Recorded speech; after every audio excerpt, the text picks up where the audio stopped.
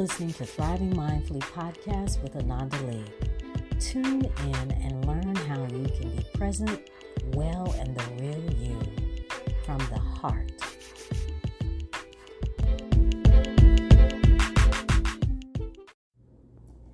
So today I wanted to talk about the power of our voice in navigating our death, loss, and grief journey. And when I talk about the power of our voice, I'm talking about setting intentions and repeating them out loud to ourselves so that we remind ourselves of what we want to experience, how we want to show up in our death, loss, and grief journey.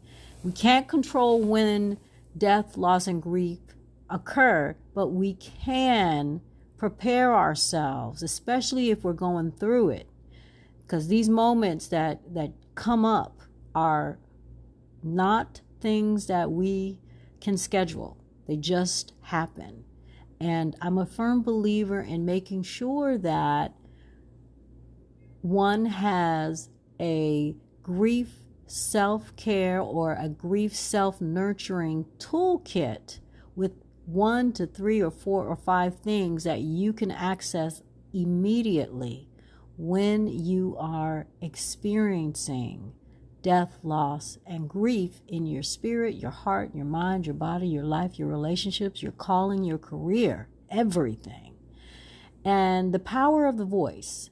So I'm the daughter of a choir director, of a liturgical music director, of a musician, a creative woman, Teresa B. Garton Leeke. For 53 years, my mother founded and led the St. Joseph Catholic Church Gospel Choir. She served as the director of liturgical music, I think from 1996 until she made her transition on July 9th, 2023. Yeah, she was still serving even on July 9th. She was serving from her hospital room. She was serving. She made sure her choir knew what to do and her cantors and everything. And she had prepared the liturgy music, the liturgical music, and so on and so on. And so because of my mom, I have been in choirs in high school at Elizabeth Seton High School, the gospel choir there. And I was in chorus in elementary school at Kenmore Elementary School in Landover. And I even did a little stint of singing for the, I think the confirmation choir at St. Joseph's Catholic Church when I made my confirmation. So singing, I'm an alto. I wouldn't star on a stage with my alto voice. However, I'm an alto. And I can hold somewhat of a tune when I focus. And the power of my voice, I use my voice to calm myself when I'm feeling the grief emotions and the energy in my body. And I sing different songs like I Surrender All. It's a really beautiful gospel song that was one of my mother's favorites. It happens to be one of mine. I chant with my voice. One of my favorite Sanskrit chants or mantras is Om Namah Shivaya, and it's reminding me to bow to the divine spirit inside of myself, my higher self, and release my ego, the one part of me that wants to try and control the whole grief experience, the whole death, loss, and grief journey.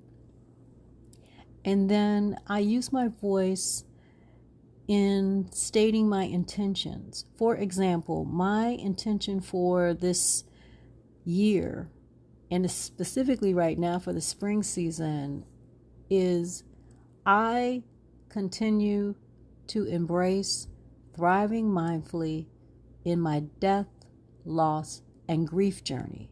I continue to embrace thriving mindfully in my death, loss, and grief journey.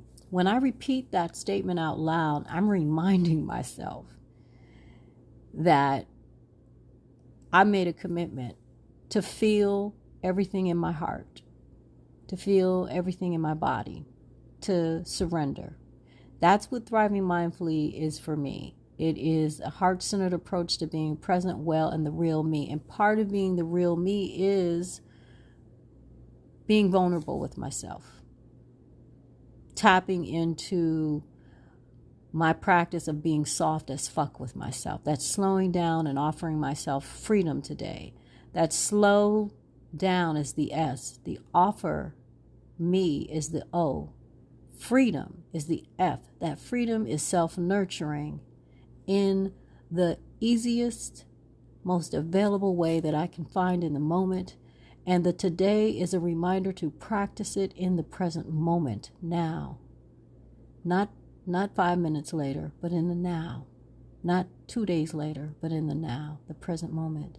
And the AF, the as fuck, is to do it by any means necessary, which is why I encourage you to think about 1 to 5 different ways to be able to connect with yourself when you experience the emotions around grief, the thoughts, the sensations in the body, that you have that readily available to you so that you can nurture yourself through this process, through this journey. And like my godmother Tony told me the other day, I'm just getting started in my grief journey. It's only been 8 months and some days. And my mother is going to be with me for the rest of my life in the spiritual realm and in me. Her physical absence is something that I'm going to feel. It may shift and change on different days and different times of the year and different years, but I will feel that. I will feel that. That's one thing I do know.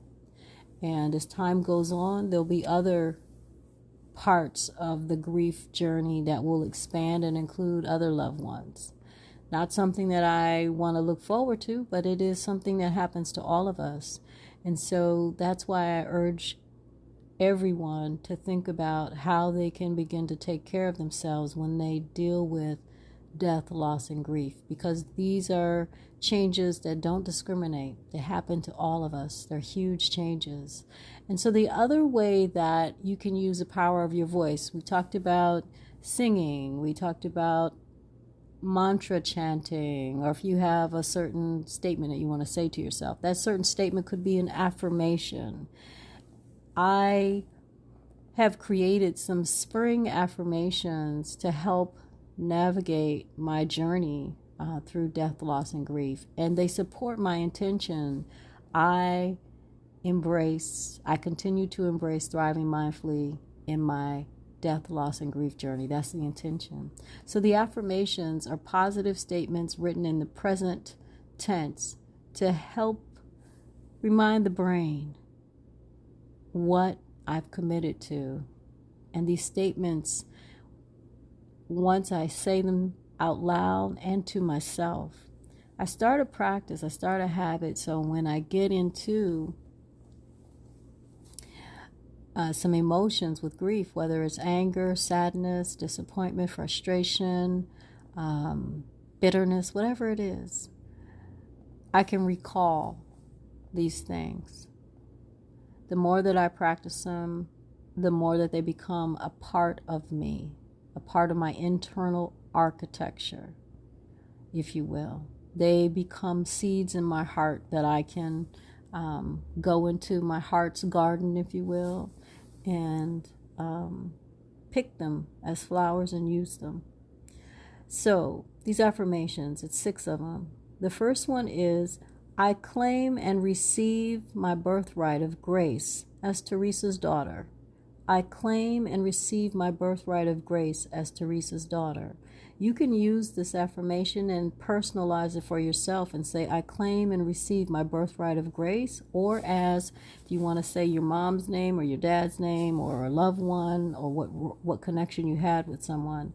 So it's, I claim and receive my birthright of grace as Teresa's daughter. I use grace because for me, grace reminds me that it is my birthright. I don't have to do anything to get it. It's already there.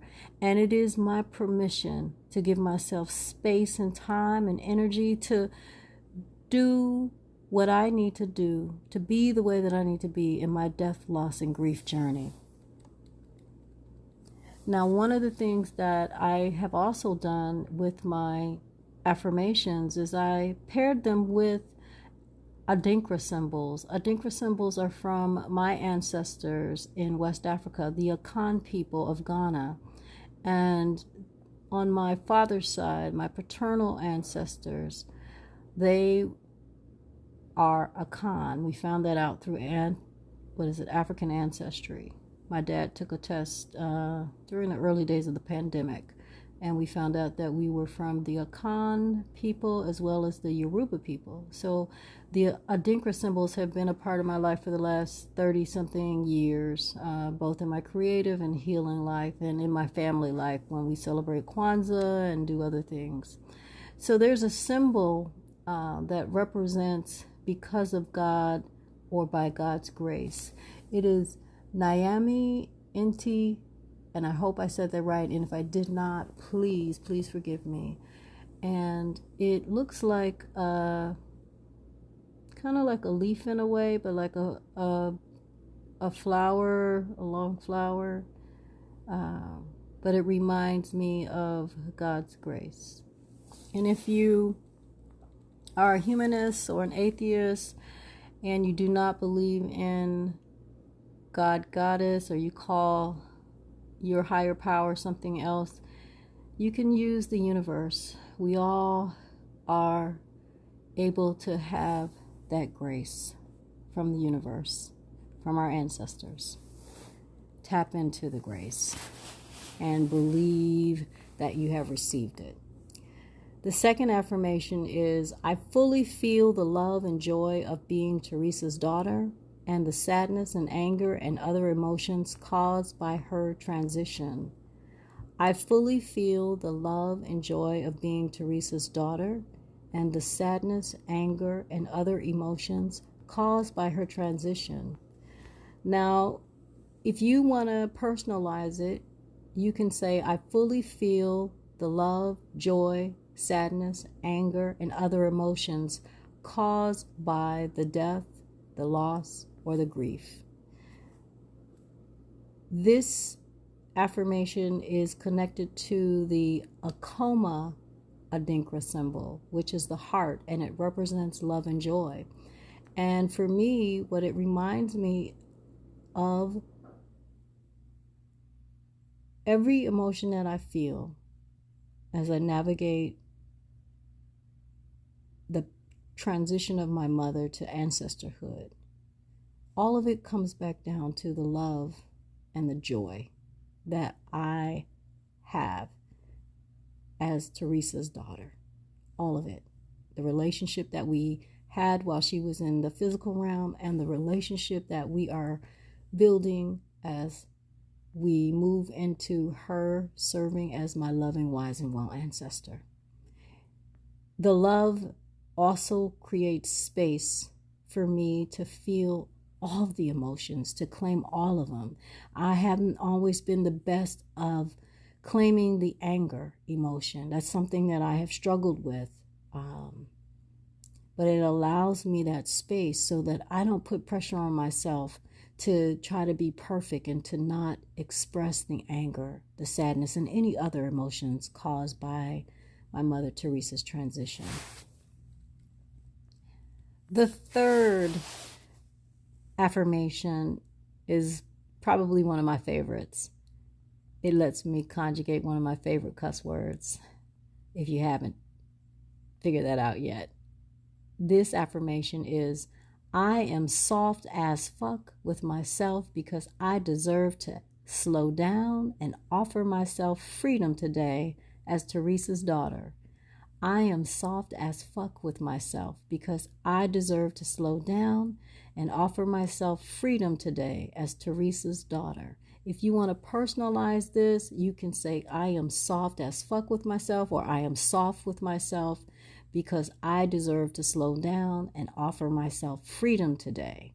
If you want to add your loved one's name, you can add their name as XYZ and then the role that or the connection that you have with them. Maybe you're their daughter, their son, their child, their spouse, their partner, their cousin, their friend, whatever it is. Or you can say what the loss is. If it's a loss of a relationship, an experience, a certain time in your life, a career, a calling, employment, whatever it is. So it's I am soft, or I am soft as fuck with myself because I deserve to slow down and offer myself freedom today as such and such as daughter, son, spouse, partner. And this affirmation is connected to the Fa Fanto Andikra symbol. It's a butterfly. My mother loves butterflies, and it represents softness, gentleness, and tenderness.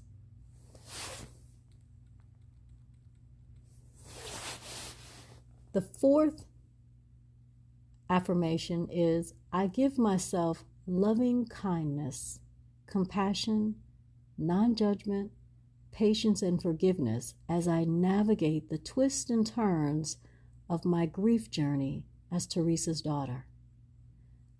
I give myself loving kindness, compassion, non-judgment, patience, and forgiveness as I navigate the twists and turns of my grief journey as Teresa's daughter. Now, this affirmation, if you want to personalize it, you can simply say, I give myself loving kindness, compassion, non-judgment, patience, and forgiveness as I navigate the twists and turns of my grief journey. And you can insert as XYZ's daughter, son, spouse, lover, friend, colleague, neighbor, sorority sister, whatever, fraternity brother, whatever it is, whatever the relationship is.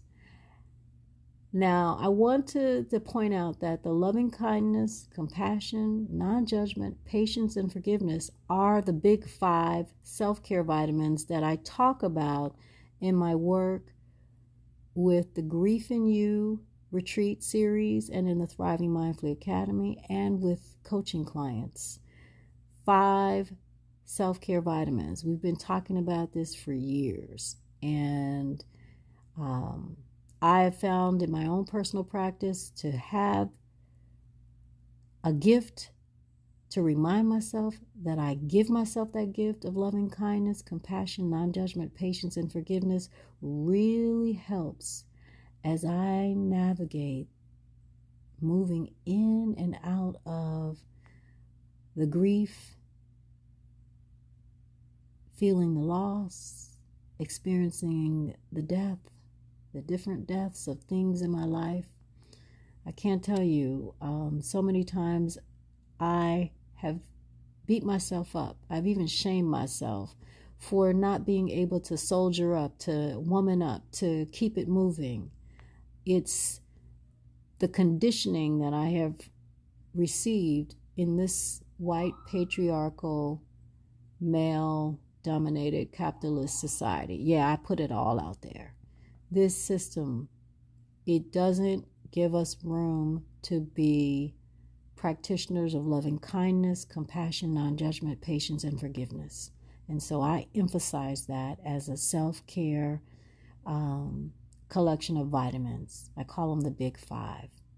Now, the Adinkra symbol that is connected to this affirmation, and I'm going to ask for forgiveness because it's Inkynyem, Nkynym,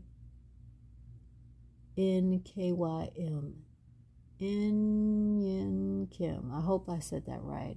I got to learn how to pronounce my ancestral Akan Adinkra symbols this year, so I'm going to get better. Now, this symbol relates to the proverb, life's journey is twisted. All right. So the 5th affirmation is I tap into my birthrights of ancestral medicine and creativity to express and release the grief energy I experience in my body as Teresa's daughter. I tap into my birthright of ancestral medicine and creativity to express and release the grief energy I experience in my body as Teresa's daughter.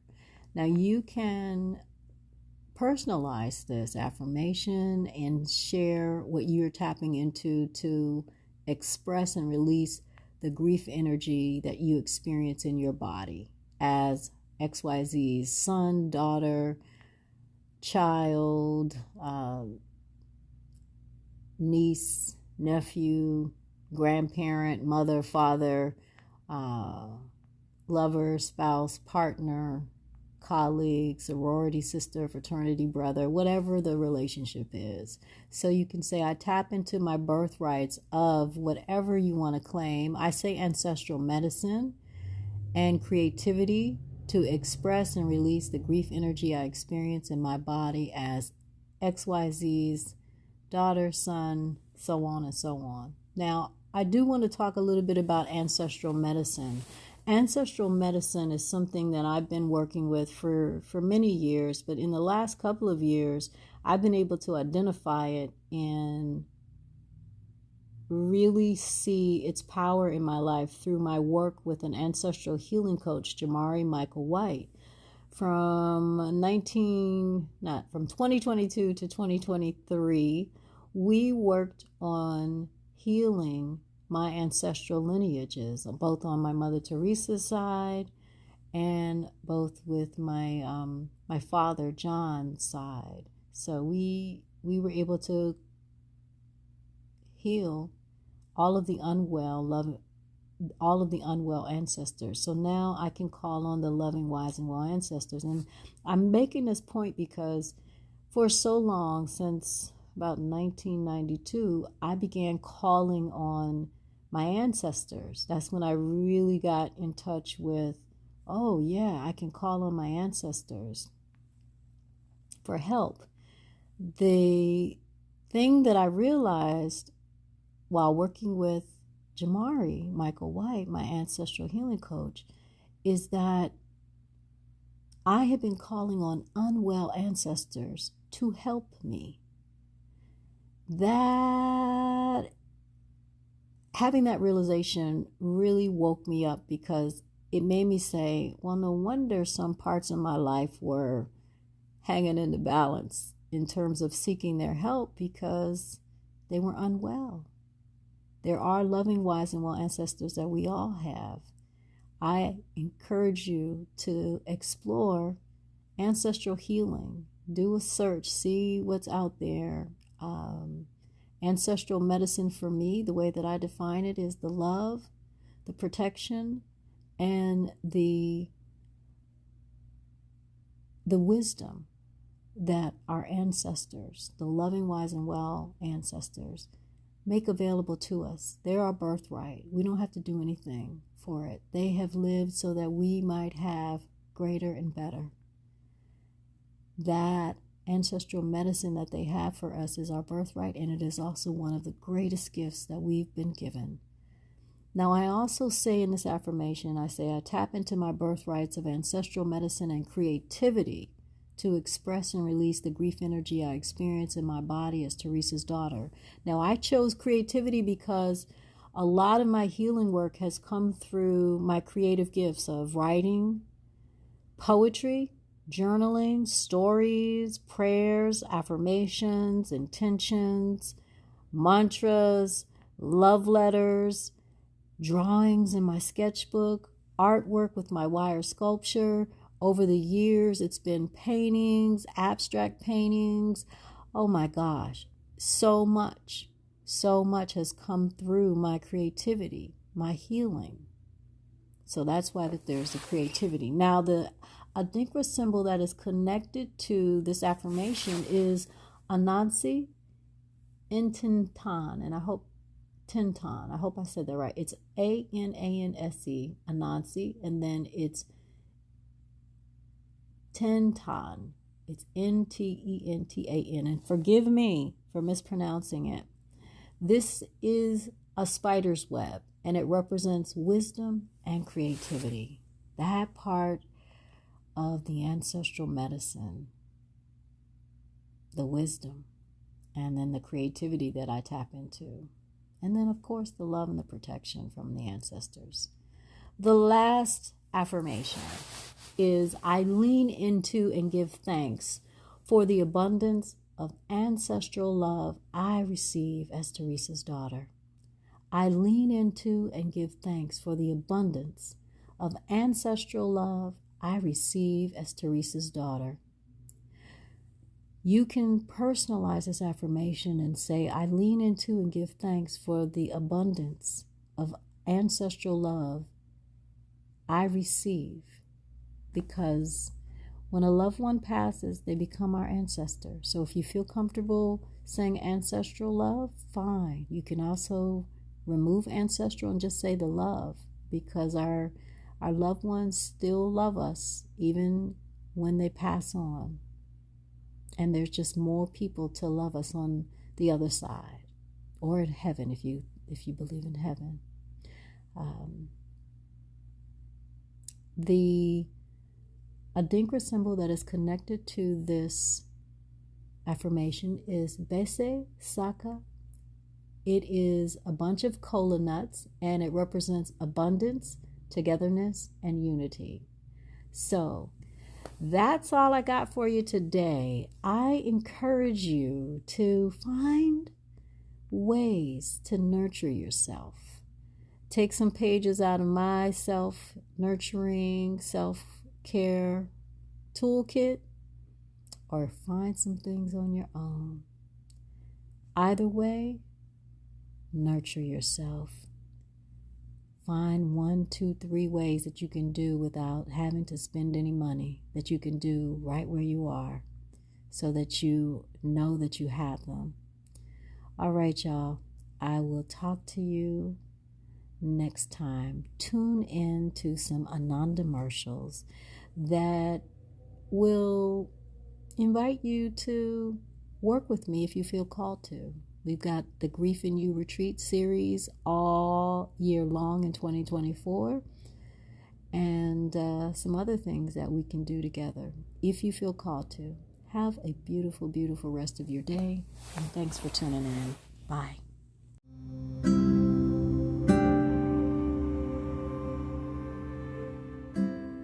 Are you struggling with death, loss, and grief, and or interested in exploring how to embrace thriving mindfully with death, loss, and grief in your life, your relationships, and in your career? If you've answered yes to these questions, I want to invite you to come to the Grief in You retreat. It is a 2-day nurturing experience, 90 minutes each day, that I am leading on April 13th and 21st, May 4th and 5th, June 29th and 30th, July 27th and 28th, August 24th and 25th, September 28th and 29th, October 26th and 27th, November 16th and 17th, and then finally December 14th and 15th in 2024 from 2 to 3:30 p.m. Eastern Standard Time via Zoom. Now, you can go to anandaleeke.com/events to get more information. Remember, this is a 2-day retreat, 90 minutes each day, and I'm offering it each month from April until December of 2024. We had our first retreat in March of 2024, and I learned through that experience that this should be a 2-day retreat. So I will see you at the retreat. Bye.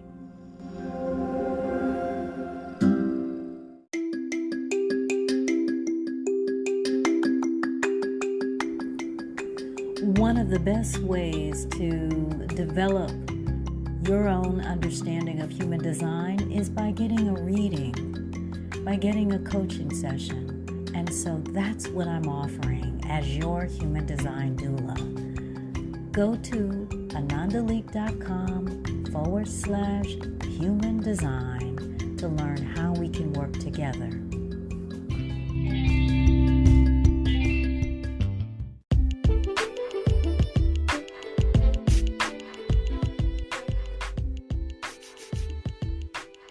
Thanks for tuning in to the Thriving Mindfully podcast. If you're ready to be inspired and empowered with my coaching support, join me in the Thriving Mindfully Academy. Visit anandaleeke.com/academy. Now, if you're ready to dive deeper and move past your comfort zone with my one-on-one coaching program, book a discovery call with me today. Visit anandaleeke.com.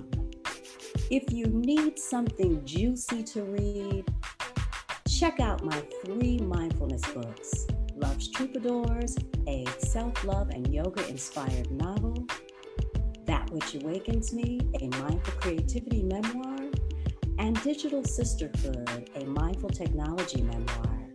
Go to anandaleeke.com/books. All of my books are available on Amazon.com. Well, that about wraps us up. And as I always like to say, may we all continue to embrace thriving mindfully in everything that we think, feel, say, and do. See you next time.